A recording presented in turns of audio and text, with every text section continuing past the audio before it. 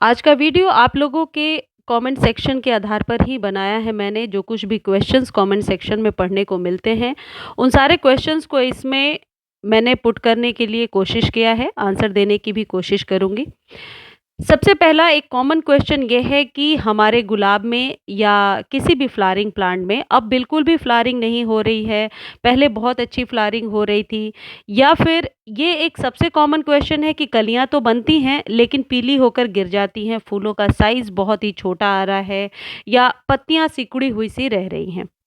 यदि ये सारी प्रॉब्लम है, आपने सब कुछ ख्याल रख रखा है, मिट्टी में आपने अच्छा कंपोस्ट भी मिला दिया, सरसों की खली भी दे दिया जो कि ठंड में बहुत ज़रूरी खाद है, जो आपको हर 10-15 दिनों पर अपने प्लांट को ज़रूर देना चाहिए। और हाँ, गेंदे को लेकर के भी बहुत ज़्यादा जो है कमेंट सेक्शन में पढ़ने को मिलता है कि मेरे गेंदे में बिल्कुल फ्लावरिंग नहीं हो रही है।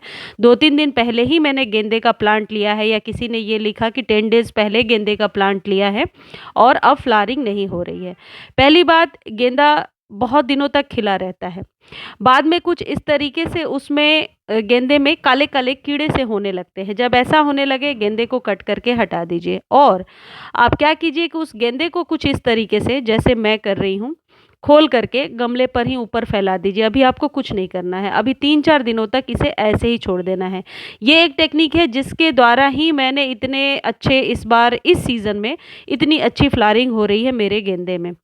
तो आप इस तरीके से फैलाकर छोड़ दीजिए। 2-3 दिन में जब वो सूख जाएँगे, फिर ऊपर से सिर्फ़ 1 इंच मिट्टी आप डाल दीजिए। मिट्टी डालने के बाद पानी से स्प्रे कर दीजिए। मैं बताऊँगी किस पानी से आपको स्प्रे करना है, तो उसके बाद देखिए उसमें जर्मिनेशन स्टार्ट हो जाएगी 10 से 15 दिनों में। ये मेरे गुलाब का पौधा है। पहले भी आप लोगों ने देखा होगा, बरसातों के बाद ही इसमें फ्लावरिंग होने लगी थी। फिर बीच में मैंने इसे ट्रिम कर दिया था क्योंकि फ्लावरिंग रुक गई थी। तो जिनके गुलाब में एक बार फ्लावरिंग हो गई है, वो उसे ट्रिम कर दें। ट्रिम करने के बाद कौन-सा फर्टिलाइज़र देना ज़रूरी होता है, आज के वीडियो में मेन पॉइंट वही है, मैं वही बताने वाली हूँ। देखिए, ये गुलाब का पौधा पूरे टाइम धूप में पड़ा हुआ है। गुलाब को ज़्यादा वाटरिंग ना करें। जितने भी सर्दियों वाले फूल हैं आपके पास, उनको भी ओवर वाटरिंग पसंद नहीं है क्योंकि उनकी फ्लैशी जड़ें होती हैं, नीचे तक नहीं जाती हैं। आपके ओवर वाटरिंग को एक बार भी यदि आप करोगे तो ये नहीं झेल पाएँगे। देखिए, आज मैंने लोकेशन चेंज किया है अपने फूलों का। पहले मैंने यही दिखाया कि उस जगह पे रखी रहती थी और अब इस जगह पे रखा है मैंने। ऐसा क्यों किया? क्योंकि इधर धूप 3 बजे के बाद ज़्यादा बेहतर धूप, इधर जो है सनलाइट आ रहा है, इसलिए मैंने लोकेशन थोड़ा चेंज कर दिया। आप लोग भी ऐसा करें। कहीं ऐसे जगह पे रखा हुआ है आपने जहाँ लगता है कि पोस्ट लंच अच्छी धूप नहीं आ रही है या मॉर्निंग में अच्छी धूप नहीं आ रही है, तो स्थान परिवर्तन अपने फ्लावरिंग वाले प्लांट्स के लिए खासकर बहुत ज़रूरी है। वर्बीना की जगह को भी चेंज किया है आज मैंने, और ये मेरा पिटूनिया है। वर्बीना और पिटूनिया ये ऐसे प्लांट है, कोई बड़ा गमला है आपके पास तो उसमें नीचे लगा दीजिए, आराम से चलते रहेंगे। अब आपको क्या करना है, पानी ले लीजिए, आधा लीटर, 1 लीटर, जितनी रिक्वायरमेंट है, और ये है पोटाश। ये पोटाश आपके पौधों को निश्चित तौर पर फूलों से भर देगा, क्योंकि ये पोटाश जो है नर्सरी वाले भी यूज़ करते हैं, और मैंने खुद पूछा था, वो बोल रहे थे 10-15 दिनों पर 1 से 2 चम्मच पोटाश हम लोग अपने सभी फ्लावरिंग प्लांट को देते ही हैं। अब इसको देना कितना है? यदि 8 इंच का कंटेनर है, 1 चम्मच का हिसाब लगा लीजिए, छोटा चम्मच, बहुत बड़ा चम्मच नहीं। इसके फ़ायदे क्या है? देखिए, पौधे की वृद्धि एवं विकास के लिए बहुत ज़रूरी है।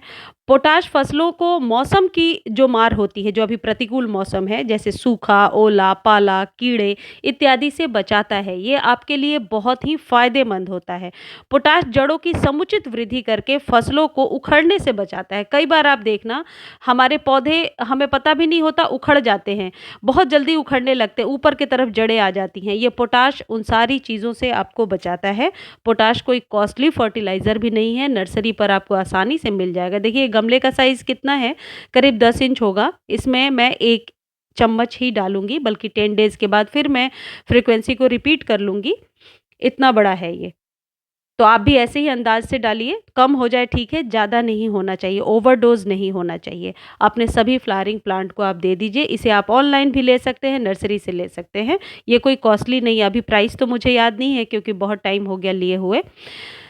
कुछ इस तरीके से पोटाश दे दीजिए। इसमें इसको देने के बाद यदि आप वाटरिंग कर देंगे तो और भी अच्छा है। मैं ड्राई क्यों दे रही हूँ, क्योंकि ऑलरेडी इसमें पानी है। गुलाब में कभी भी ओवर वाटरिंग नहीं होनी चाहिए। ओवर वाटरिंग की वजह से सर्दियों का जो गुलाब है वो हमारा ज़रूर ख़राब हो जाता है, क्योंकि पूरे टाइम ओपन में पड़ा हुआ है, यानी कि ओस भी पड़ रही है रात को, तो मिट्टी वैसे भी नम होती है। ये मेरे ऑरेंज फ्लेम वाइन का प्लांट है।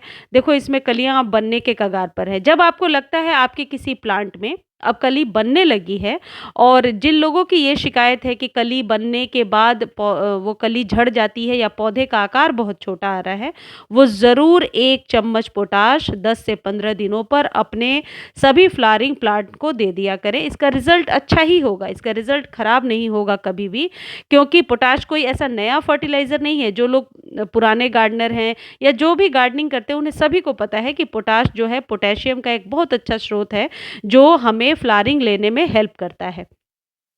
ये मेरे वर्बीना का प्लांट है। देखिए ये बड़े कंटेनर में लगा रखा है। तो मान लीजिए आपको लग रहा है कि बहुत बड़े कंटेनर में क्या होता है, जब हम पानी डालते हैं तो 4-5 दिनों तक पानी सूखता नहीं है। तो यदि आप बड़े कंटेनर में 2-3 प्लांट एक ही गमले में लगा रहे हैं, तो इस बात का विशेष ध्यान रखें कि वो तीनों प्लांट की जो लक्षण है, गुण हैं, सिम्पटम्स हैं, वो एक टाइप के हों।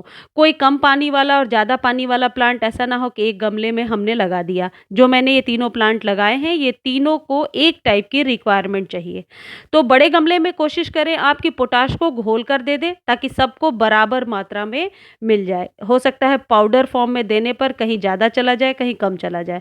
तो मैं ज़रूर ये आपको बोलूँगी कि घोल कर दे दिया करें, ज़्यादा अच्छा है। अब नेक्स्ट आपको क्या करना है, आपको लेना है एप्सम सॉल्ट। एप्सम सॉल्ट भी ऑनलाइन मिल जाएगा और नर्सरी पे मिल जाएगा, वैसे मैंने ऑनलाइन ही लिया है। एप्सम सॉल्ट ले लीजिए। अब 1 चम्मच भर के एप्सम सॉल्ट 1 लीटर पानी में आप मिला लीजिए, और मिलाने के बाद आप चाहें तो इसे डायरेक्ट मिट्टी में दे सकते हैं, पाउडर फॉर्म में भी मिट्टी में दे सकते हैं। लेकिन पहले मैं ये बता देती हूँ कि एप्सम सॉल्ट के फ़ायदे क्या हैं। अब जिन लोगों के यहाँ फूल नहीं आने की समस्या है, वो एप्सम सॉल्ट हर एक वीक अपने प्लांट पर छिड़काव किया करें। सिर्फ 1 चम्मच ले लें, 1 लीटर पानी में डालें और स्प्रे कर दें। इसमें पौधों को, जिन पौधों में पत्तियां पीली-पीली हो रही हैं, उनकी कमी को भी ये पूरा करता है। पत्तियां लश ग्रीन बनती हैं। मिट्टी में मैग्नीशियम, सल्फर की कमी को पूरा करता है। और यदि आपने नए बीज लगाए हैं, जैसे आज ही एक कमेंट था कि 3-4 दिन पहले ही मैं एक पौधा खरीद कर लाया हूँ, तो आप मिट्टी में 1 चम्मच एप्सम सॉल्ट डाल दीजिए या फिर स्प्रे कर दीजिए। मिट्टी में पोषक तत्वों को सोखने में मदद करता है। जो फिटकरी वाला उपाय मैंने आपको बताया था कि मिट्टी की पीएच लेवल को मेंटेन करता है, और जो कुछ भी हम फर्टिलाइज़र देते हैं मिट्टी को, ज़रूरी नहीं है कि मिट्टी उसे अच्छे से इनटेक कर रही है। इसलिए मिट्टी को टाइम टू टाइम ऐसे फर्टिलाइज़र को देना होता है जो हमारे पोषक तत्वों को अच्छे से डाइजेस्ट कर सके। एप्सम सॉल्ट को आप सारे अपने लीफी प्लांट, जैसे देखिए क्रोटोन पर मैं कर रही हूँ, ये मॉन्स्टेरा है, ये सारे नए-नए ग्रो हो रहे हैं। तुलसी जी पर भी इसको आप स्प्रे करके देखें। ठंड में जो लोग ये कहते हैं कि हमारी तुलसी सूख जाती हैं, आप इससे ज़रूर सप्ताह में 1-2 बार स्प्रे कर दिया करें। तुलसी जी बहुत अच्छी चलती रहेंगी, सारे लीफी प्लांट भी अच्छे रहेंगे, और पत्तियों के पीले होने की समस्या जिनको है, वो समस्या भी दूर होगी। जो लोग नए प्लांट खरीद करके ला रहे हैं, उनके लिए भी ये बहुत अच्छा है। इससे आप ज़रूर स्प्रे 2-3 बार कर दीजिए, प्लांट कभी भी नहीं सूखेगा। मिट्टी की पोषक क्षमता को भी एप्सम सॉल्ट बढ़ा देता है।